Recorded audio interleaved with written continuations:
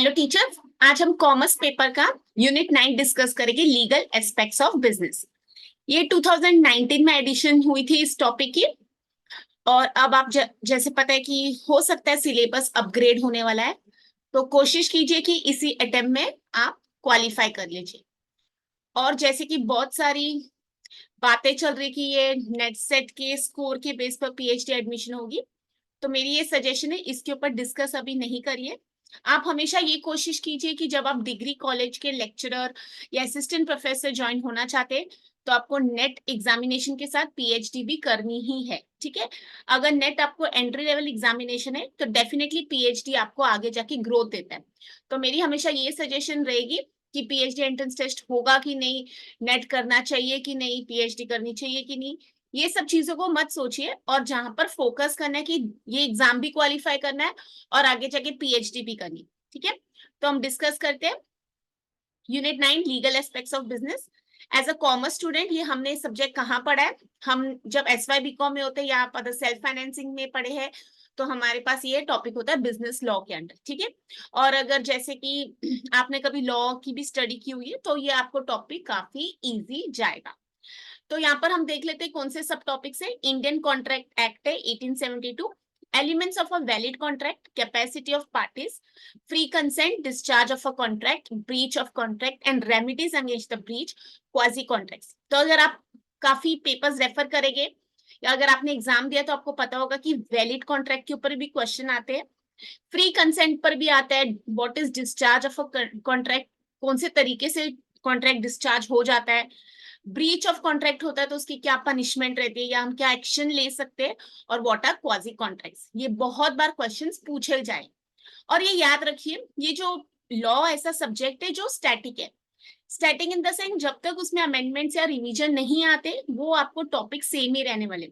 जैसे अगर मैं बात करूं, उसका ईयर वही रहेगा, सेक्शन वही रहेगा जब तक चेंजेस नहीं आए। ठीक है, जब तक कोई अमेंडमेंट्स नहीं होती, तो यहाँ पर आपको क्या है, बेसिकली फैक्चुअल क्वेश्चंस है और मेमोरी बेस्ड है। ठीक है, जैसे मैं आपको टीचिंग एप्टीट्यूड में बताती हूँ कि हमारे पास लेवल्स ऑफ स्टडिंग रहते हैं।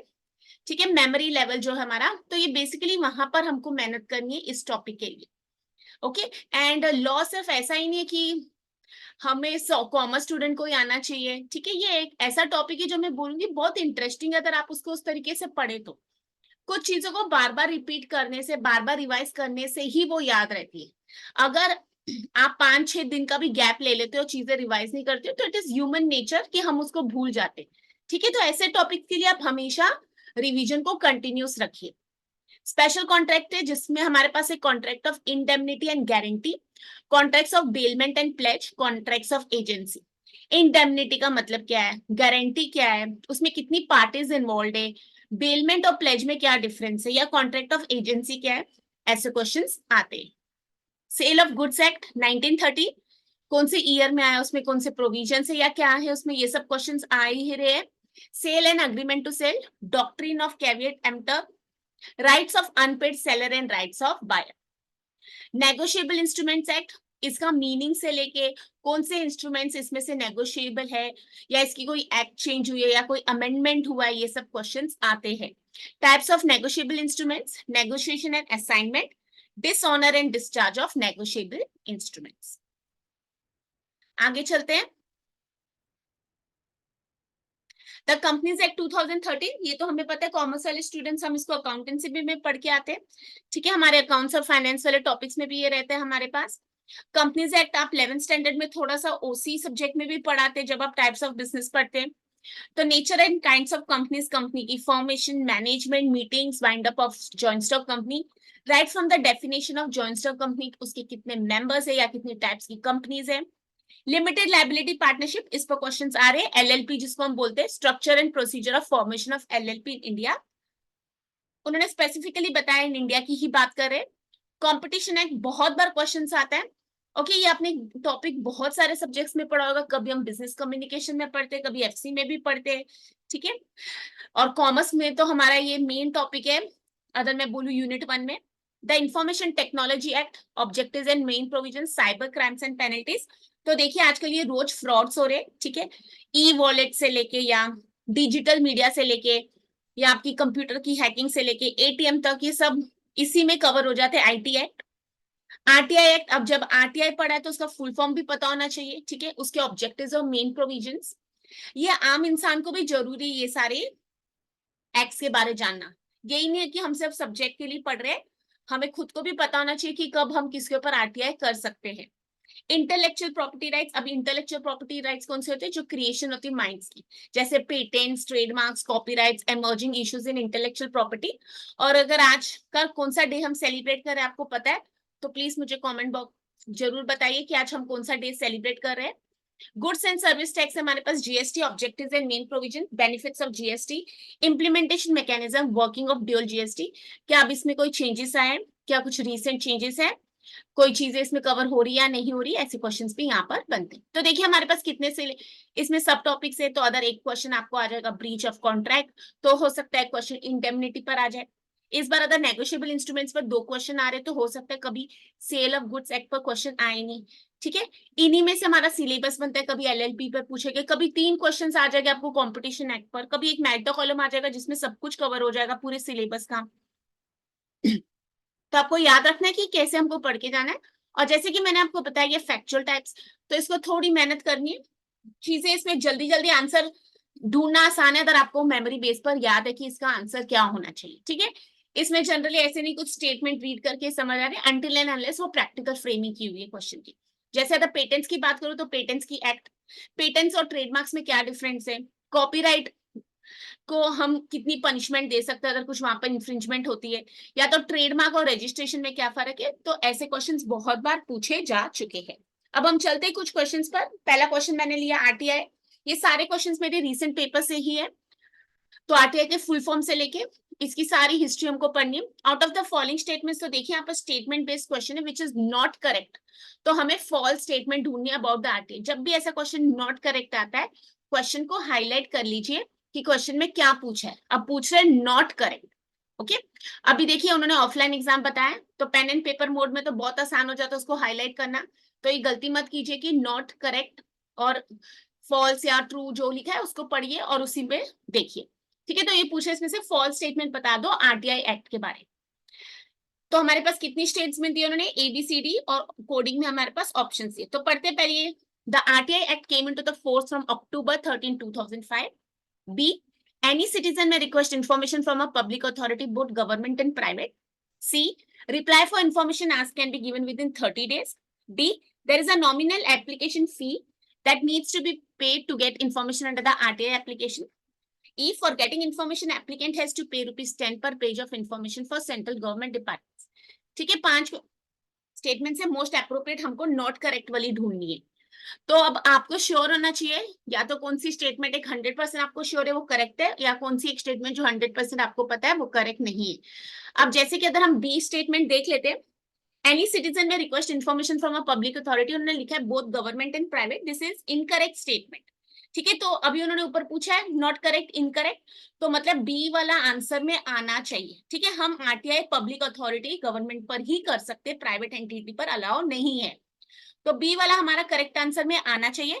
तो अगर मैं ऐसे एनालाइज करूंगी तो मैं ऑप्शन नंबर 3 कोडिंग में से एलिमिनेट कर दूंगी क्योंकि उसमें ऑप्शन नंबर बी आंसर में नहीं है, ठीक है। अब तो मेरे पास इजी हो जाता है, 3 कोडिंग में से मुझे आंसर ढूंढना है। Reply for information asked can be given within 30 days, ये करेक्ट स्टेटमेंट है।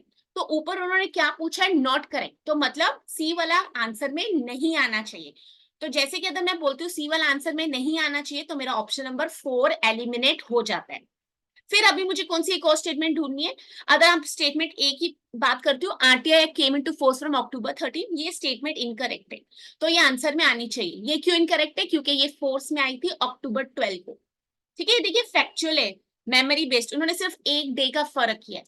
तो अगर यहाँ पर मुझे कुछ कॉमन सेंस नहीं लगानी थी, मुझे पता था तो पता था, नहीं पता तो नहीं, तो मैंने क्या किया, सिर्फ मैंने ऊपर देखा कि नॉट करेक्ट पूछ रहे, और मैं या तो करेक्ट वाली एलिमिनेट करती जा रही हूँ या मैं जो आंसर में आनी चाहिए वो देख रही हूँ, ठीक है। तो यहाँ पर ए आंसर में आना चाहिए, तो इस हिसाब से हमारा कोडिंग नंबर 1 इज करेक्ट। तो देख लेते कौन से स्टेटमेंट्स होनी चाहिए वहां पर नॉट करेक्ट। तो RTI came into force from October 13, तो this is not correct. Any citizen may request information from a public authority, this is also not correct.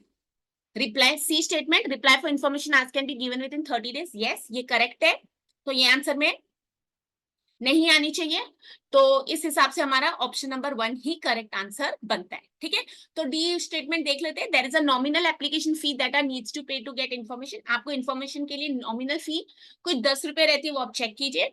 और E statement for getting information applicant has to pay 10 rupees per page. ठीक है, तो 10 रुपए में देना होता है, पर पेज नहीं देना होता है। तो अगर आप देखेंगे डी और ई स्टेटमेंट को इंटर, तो यहाँ पर हमारा ई स्टेटमेंट इनकरेक्ट है, जो इस आंसर में आना चाहिए। ठीक है, तो हमारे पास option number A is the correct answer. देखिए, जब मैंने पढ़ा, तो अगर मैं कैसे बता सकती हूँ अक्टूबर 12 है, क्योंकि मैंने उसको स्टडी किया। फैक्ट है, मेमोरी बेस्ड क्वेश्चन है, डेट चेंज नहीं हुई है। ओके, इस बार अगर फोर्स वाली डेट है, फिर अगली बार पूछ सकते हैं वो इंप्लीमेंट कब हुआ, ऐसा वर्ड यूज कर सकते हैं, या फिर वो एक्चुअल में बना कब था। तो ये कौन सी चीज है जब मेमोरी बेस्ड है, तो अगर आपको याद रहेगी तो ही। अब यहाँ पर हम अपना दिमाग कहाँ लगा सकते थे, एलिमिनेशन स्ट्रेटेजी पर, क्योंकि अगर फैक्चुअल क्वेश्चंस पर आपको आंसर आता है तो ही आप ढूंढ सकते हैं। यहाँ पर आपका गैस वर्क बहुत डिफिकल्ट है, या कोई कॉमन सेंस लगाने की थी। ओके, तो आगे चलते हैं। तो आज आपको आरटीआई के बारे में पढ़ना है। आप बुक खरीदेंगे आरटीआई में, बिजनेस लॉ के अंदर भी आप बुक देखेंगे, तो आरटीआई के अंदर जो भी है उसको आप कवर करके जरूर जाइए। ठीक है, ये मैंने इसकी बता दिया कि सेलिएंट फीचर्स में क्या है। All citizens possess the right to information. Citizens information can be obtain within 30 days from the date of request. Normal case में 30 डेज में इन्फॉर्मेशन आपको मिलनी चाहिए। If information is matter of life और liberty of a person, ये बहुत बार question आया है कि किसी की लाइफ और लिबर्टी के लिए अगर कुछ इन्फॉर्मेशन चाहिए तो it should be given with in 48 hours of request. तो 48 आवर्स को अगर हम डेज में कैलकुलेट करें तो कितना होगा। ठीक है, तो ऐसे भी क्वेश्चन आ चुके हैं। Every public authority is under obligation to provide information on written request or request by electronic means. Certain information are prohibited. अब कौन सी information prohibited है, कौन सी information हम नहीं दे सकती गवर्नमेंट सिटीजन को, ये आपको पढ़ना जरूरी है। Restrictions made for third party information. ठीक है, अगर सपोज आप बॉर्डर सिक्योरिटी फोर्स के ऊपर कोई डेटा मांग रहे हैं एज अ सिटीजन, क्या आपको वो डेटा मिलेगा, तो आपको ये भी पढ़ना है कि कौन सी इंफॉर्मेशन प्रोहिबिटेड है जो सिटीजन को नहीं मिलेगी आरटीआई करने के बावजूद। Appeal against the decision of the Central Information Commission or State Information Commission can be made to an officer who is senior. अब हम अपील किसको करते हैं। ठीक है, आरटीआई डिपार्टमेंट होता है क्या हर ऑर्गेनाइजेशन में, व्हाट इज पीआईओ। ठीक है, ये लेटर्स हम किसको एड्रेस करते हैं। अगर इतने दिनों में मेरी प्रॉब्लम सॉल्व नहीं हुई तो नेक्स्ट स्टेप क्या है, कितने दिन की अपील रहती है। ये सारे क्वेश्चंस बहुत बार आरटीआई पर पूछे जा चुके हैं। आरटीआई का मीनिंग, आरटीआई का मतलब क्या है, आरटीआई के अंदर हम कौन सी चीजें मांग सकते हैं। ठीक है, जैसे इसमें लिखा है you can inspect the work, you documents और रिकॉर्ड्स, टेक नोट्स, एक्सट्रैक्ट और सर्टिफाइड कॉपीज। अगर कोई ऑफिस में मेमो इशू किया, ठीक है, कोई लेटर इशू की, क्या वो आरटीआई के अंदर मिल सकती है। ठीक है, तो ऐसे क्वेश्चंस भी बनते हैं कि कौन सी चीज इंफॉर्मेशन है आरटीआई के अंदर और कौन सी चीज गवर्नमेंट हमको दे सकती है। तो इसके ऊपर भी आप स्टडी कीजिए। ऑब्जेक्टिव ऑफ आरटीआई, आरटीआई क्यों एग्जिस्टेंस में आया, क्यों किसी की हैरेसमेंट हो रही थी या कुछ गलत हो रहा था। ठीक है, क्यों लाया गया RTI, to provide a legal framework of citizens democratic rights to access to information under the control of public. Now what is a democratic country, ये आपको पता होना चाहिए। अगर आप पढ़ चुके फाउंडेशन कोर्स वाला सब्जेक्ट या आपको थोड़ी लॉ की नॉलेज है, आपने अपना कॉन्स्टिट्यूशन भी पढ़ा है, तो आपको डेमोक्रेसी का मतलब पता होना चाहिए। अब जब मैं वर्ड यूज करती हूँ डेमोक्रेसी, तो पार्लियामेंट भी आ जाता है, लोकसभा राज्यसभा भी आ जाता है। ठीक है, तो कहीं ना कहीं अभी हम देखें हमारे सब्जेक्ट्स और पेपर 1 के टॉपिक्स भी ओवरलैपिंग हो जाते हैं।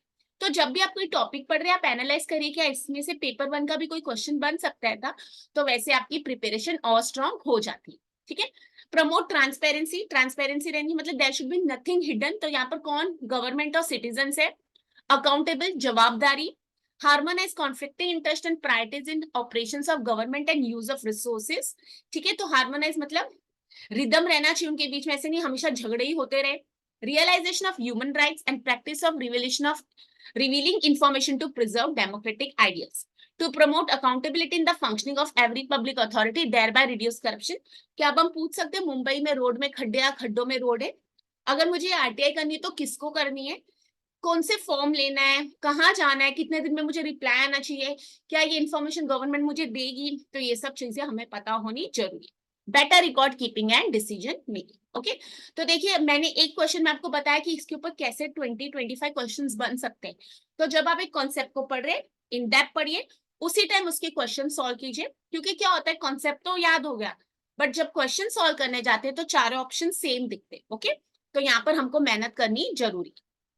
आगे चलते हैं। फिर क्वेश्चन पूछ रहे who are not eligible to get information under the RTI. किनको इंफॉर्मेशन नॉट एलिजिबल मतलब नहीं मिल सकती, ठीक है, एलिजिबल नहीं पूछा है। जब भी ऐसा क्वेश्चन है हाईलाइट कीजिए। ए कॉर्पोरेशन, बी एसोसिएशन, सी कंपनीज, डी सिटीजन्स और लीगल एंटिटीज। किनको इंफॉर्मेशन नहीं मिल सकती ऐसा क्वेश्चन पूछा जा रहा है, ठीक है। तो अगर आप ऑप्शंस को अच्छे से देखिए, हमारे पास ए बी सी डी ई है। तो पहले मैं बोला ए बी डी ई, फिर बोला A B C, B and D ए।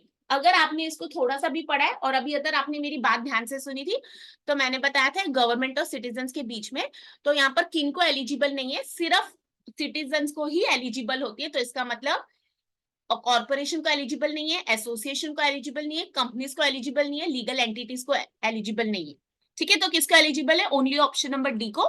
तो यहाँ पर करेक्ट आंसर होना चाहिए हमारा option number 2, A B C and D. Only citizens are allowed. Okay, चलते आगे। देखिए कितने फ्रैक्शन ऑफ अ सेकंड में मैंने आंसर ढूंढ लिया। तो मैं बार बार रिपीट करती हूँ हर सेशन में कि time management is important. when you are gaining benefit from a question which takes hardly a fraction of second to solve during the examination, you can use that time, utilize that time for solving question which is a little difficult. या आप practical question solve करें calculator के बिना, तो time management भी बहुत जरूरी है। आगे चलते हैं। Which of the following commodities is kept outside the purview of GST? मतलब कौन सी commodities GST के स्कोप के बाहर है, ठीक है। अगर ये आपको क्वेश्चन आता है तो आपको पता है इसका आंसर क्या है, ठीक है। अभी आप जीएसटी का एक ही क्वेश्चन आया, बट आपकी क्या ड्यूटी है, जीएसटी का टॉपिक ओपन कीजिए। हमने under graduate level, post graduate level पर पढ़ा है, तो उसमें से क्या कवर हो रहा है क्या नहीं, कुछ रीसेंट चेंजेस आया क्या। अभी मैं इसका आंसर बता रही हूँ आपको, पेट्रोलियम प्रोडक्ट्स, बट ऐसा कुछ हुआ है कि आंसर चेंज हो गया है। तो ऐसे कहीं पर भी आपको डाउट होता है कि इसमें अमेंडमेंट्स हुए होंगे, हम सब्जेक्ट के टॉपिक से नहीं है क्लोज, या हमने कभी पढ़ा नहीं है, तो सिंपली उनकी वेबसाइट पर जाइए, ठीक है। अब जीएसटी क्या है, जीएसटी क्यों आया, जीएसटी कब आया, जीएसटी ने कौन से टैक्सेस को सब कर लिया, ठीक है, या फिर वैट क्या था, ये सारे क्वेश्चंस बहुत बार पेपर में आ चुके। तो यहाँ पर मैंने बताया taxes which are out of the purview of GST, तो आप देख सकते हैं। ये टैक्स रिजिम अभी तक सेम है या चेंज हो गई है, ठीक है, ये हमेशा हमको चेक करना है। कभी भी आप ऐसे कुछ चेंजेस पढ़ते हैं तो इंश्योर कीजिए आप उसके ऑथेंटिक वेबसाइट पर जाइए। आपको टेक्स्ट बुक्स पर भी डाउट होता है तो प्लीज आप जीएसटी की वेबसाइट चेक कीजिए, कौन सी वेबसाइट है आपको पता होना चाहिए। ओके, जैसे इनकम टैक्स पर क्वेश्चन आता है फॉर्म फिलिंग का, तो आपके पास वेबसाइट है, आप डायरेक्टली उस पर जाके चेक कर सकते हैं। आगे बढ़ते हैं। आईपीआर, इंटेलेक्चुअल प्रॉपर्टी राइट्स, ठीक है। ये क्या विजिबल होते हैं, इनविजिबल, ये हमारे माइंड्स की क्रिएशन होती है। सोसाइटी बहुत आगे बढ़ जाती है जब पेटेंट्स जैसी चीजें आती है बाहर। The first offense for infringement of copyright can be a maximum of imprisonment for a term of, ठीक है। तो कह रही है पहली गलती infringement मतलब वायलेशन ऑफ कॉपीराइट। अब कॉपीराइट का मतलब क्या है, इंफ्रिंजमेंट क्या है, ऑफेंस क्या है। अगर हमें यही नहीं पता होगा तो हम आंसर नहीं सॉल्व कर पाएंगे। इसलिए मैं हमेशा ही अपने स्टूडेंट्स को बोलती हूँ कि आप जोन से भी लैंग्वेज में अपना नेट अटेम्प्ट कर रहे हैं तो लैंग्वेज में हिंदी या इंग्लिश में आप उसके ऊपर कमांड बनाइए। ये टेक्निकल सब्जेक्ट है ना लॉ, अगर मुझे इसका मतलब ही नहीं पता तो मैं आंसर कैसे ढूंढूंगी। तो कह रहे हैं first offence for infringement of copyright can be maximum of, सबसे मैक्सिमम ऑफ इम्प्रिजनमेंट। इम्प्रिजनमेंट का मतलब अगर पता है तो हमें पता है, फॉर अ टर्म ऑफ, तो उन्होंने कुछ ऑप्शन दे दिए। तो 6 month fine, 6 month and a fine of ₹20,000, 3 years and a fine of ₹50,000, 3 years and a fine of ₹2 lakh and 1 year and a fine of ₹3 lakh. Again, it is a factual question. तो यहाँ पर correct answer है हमारे पास 3 years and a fine of ₹2 lakh. इसमें भी कुछ changes हो सकते हैं, तो एग्जाम के पहले ऐसे टॉपिक्स को एक बार जरूर वेरीफाई करके जाइए, क्योंकि हो सकता है इस बार कुछ चेंज थे, अमेंडमेंट हुई, चेंजेस लाए, लॉ हुआ तो उसमें आंसर चेंज हो गया। Okay, moving on to the next question. देखिए मैंने लिखा कॉम्बिनेशन है, मैंने आपको हर सेशन में मैच द फॉलोइंग कराया। मैं हमेशा बोलती हूँ लिस्ट 1 पर कुछ हेडिंग दिया, लिस्ट 2 में कुछ हेडिंग दिया तो उसको जरूर पढ़िए।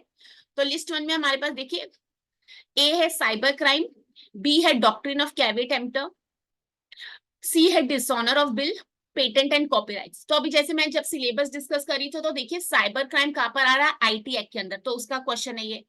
डॉक्ट्रिन ऑफ हमने कहाँ पर पढ़ा, क्या वो सेल ऑफ गुड्स एक्ट में था, तो ऐसे तुरंत याद आना चाहिए। डिसऑनर ऑफ बिल, बिल हमारे कहाँ पर है, नेगोशिएबल इंस्ट्रूमेंट्स में। पेटेंट्स एंड कॉपीराइट्स कहाँ पर है हमारे, इंटेलेक्चुअल, तो ये सब होगा ना कॉम्बिनेशन एक क्वेश्चन बनाने। तो देखिए इसे लिस्ट की कोई हेडिंग नहीं है क्योंकि कॉम्बो क्वेश्चन है। लिस्ट ऊपर देखते हैं इंटेलेक्चुअल प्रॉपर्टी राइट, तो जैसे अभी मैंने बोला डी और 1 को मैच होना जरूरी है, ठीक है। तो डी और 1 कहाँ पर मैच हो रहा देख लेते हैं। ओ तो देखिए इन्होंने क्या किया है, बी कोडिंग, सी कोडिंग और डी में सब में डी और 1 मैच हो रहा है। ठीक है, तो यहाँ पर हमारे क्वेश्चन डिफिकल्ट हो जाता है क्योंकि एक ही आंसर से मैच करके हम आंसर नहीं ढूंढ पा रहे, तो हमें दूसरा भी श्योर होना चाहिए। ठीक है, अब मेरे पास है दूसरा नेगोशिएबल इंस्ट्रूमेंट, तो यहाँ पर क्या है, डिसऑनर ऑफ बिल। तो CO2 कहां पर मैच हो रहा है, तो देखते हैं CO2 हमारा मैच हो रहा है ऑप्शन नंबर सी। ठीक है, तो क्या यही हमारा करेक्ट आंसर है? आगे देखते हैं, हमारे पास है फिर यहाँ पर सेल ऑफ गुड्स एक्ट। तो ये मैंने आपको बताया था, सेल ऑफ गुड्स एक्ट हमारा कहां पर आना चाहिए, अगर आपको याद हो तो। जब भी आप पढ़ते हैं ध्यान दीजिए, क्योंकि ऐसे नहीं है हम भूल जाते हैं। और इंफॉर्मेशन टेक्नोलॉजी एक्ट हमारा मैच हो रहा है ए और 4 से। ठीक है, तो यहाँ पर भले हमारे पास डी और 1 सब में था, ए और 4 देखिए इसी ऑप्शन में। तो अब हम लिस्ट 1 से मैच करते हैं, cyber crime should match with 4 the information technology act, तो C coding. Doctrine of caveat emptor, इसका मतलब क्या होता है, buyer is only responsible, let the buyers be aware, sellers aware. ऐसा था कुछ, अगर आपने नहीं पढ़ा तो याद कर लीजिए। डिसऑनर ऑफ बिल हमारा नेगोशिएबल इंस्ट्रूमेंट से मैच हो रहा है, और पेटेंट और कॉपीराइट्स हमारे मैच हो रहे हैं इंटेलेक्चुअल एंड, तो यहाँ पर करेक्ट आंसर हमारा होना चाहिए ऑप्शन नंबर सी। ठीक है, तो आज के सेशन के लिए मेरा इतना ही। एग्जामिनेशन डेट हमारे पास है 16 जून। और अगर आपके कोई फ्रेंड्स यूपीएससी करे, आपको पता है, तो उस दिन यूपीएससी का भी एग्जामिनेशन है। तो हो सकता है पॉसिबिलिटी है कि एग्जाम की डेट पोस्टपोन हो, बट हमें उससे कोई फर्क नहीं पड़ना चाहिए। हमें अपनी प्रिपरेशन स्ट्रांग रखनी है, क्योंकि अभी तो एग्जाम की डेट ऑलमोस्ट 16 है। इस बार एक ही दिन का एग्जाम है, तो हमें ये याद रखना है कि हमारी प्रिपरेशन स्ट्रांग हो, एग्जाम ऑफलाइन हो, एग्जाम ऑनलाइन हो, या फिर एक ही दिन को एग्जाम है, या फिर ये पीएचडी का एंट्रेंस काउंट होने वाला है, जो भी है आपको अपनी मेहनत जारी रखनी है। आपको नेट जरूर क्वालिफाई करना है टीचिंग में आने के बाद। और मेरी तरफ से आप सबको ऑल द बेस्ट है। फिर मिलते हैं हम नेक्स्ट सेशन।